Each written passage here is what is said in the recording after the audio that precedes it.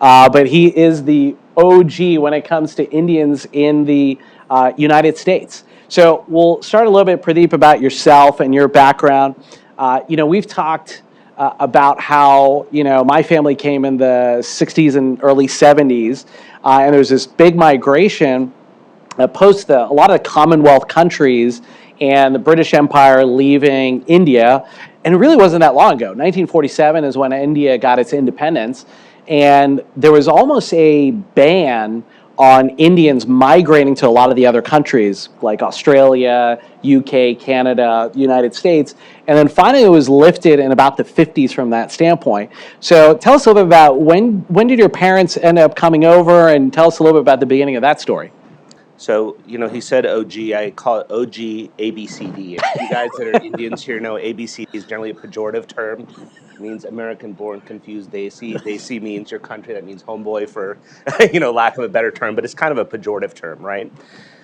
But, I think that kind of encapsulates kind of how I grew up, and if I say, hey, can you imagine a place where there were no Indians, like zero, right? I mean, I was an anomaly.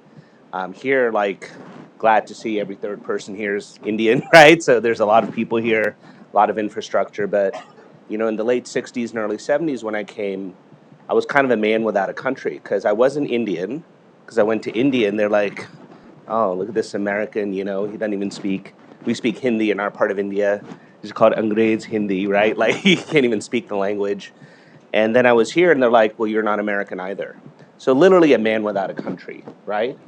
But I did take that to be my biggest power, right? Because that made me figure out who I was, had to become an individual. And when you figure out who you are, that means you're not, at least there's a lot of stress and anxiety of expectations and what you're supposed to be and how you're supposed to act. Because you're like, I can just write my own script, And if I could pick one thing in the beginning of my life that really helped me was actually that weakness became my strength. And a little bit about my background, I've always been a tech guy. I was programming computers back to the Commodore PET, and my first computer was an Apple IIe in 1982 with a rousing 64K of memory. I was the baddest kid on the block with 64 kilobytes, so but I was always into programming. I had an older brother that became a doctor, right? So we'd go to Indian parties, and my mom would be so proud. She's like, my son is going to be a doctor. And then everybody said, well, what's he going to do? Because I'm number two. And she goes, oh, he's going to be a computer engineer. And I was like, Mom, you didn't ask me what I wanted to do. Okay? Don't tell me what to do. That's classic middle child syndrome. I'm like, you know what? I'm going to show you. I'm going to be a doctor too. Okay? So I was like, so they were like, no, you need to go into computers. And I was like, no, I'm going to be a doctor. Pradeep, are you sure that wasn't reverse psychology? I think it might have been reversed. But then I also think you should listen to your mother, because if I went into the computer industry in 1982, along with some smaller names that you've heard of today, which, by the way, I used to chat with Bill Atkinson. Everybody know who Bill Atkinson is? On bulletin boards before there was an internet, right? And I used to talk to people in a small company called Sublogic in Indianapolis, that later on built Flight Simulator, if you've heard of that small program that was bought by Microsoft. So I always joke that had I went in there, I would have become one of the accidental billionaires, and I wouldn't be here today. I'd be on my yacht. But here I am. I'm still working. I had to take the day off, reschedule patients, still chugging away almost at 60 years of age. So, but again, it goes back to just being that individualistic person, right?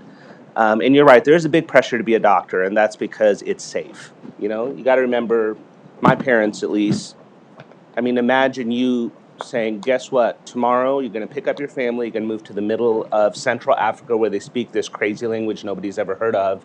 They eat different food. There's nobody like you. Here's $50 and make it happen, right? And so they're the ones that took that sort of risk, right? And so when you come, it's all about safety and what's the best path to success. And, in all honesty, we joke about why they push you to be a doctor, engineer, computers, but these were the things they saw in their head, the cleanest, easiest path to success in a foreign environment. And I think we're not the only ones. You see it in the Korean community, all sorts of other immigrant communities. They come in and they're like, hey, be a doctor.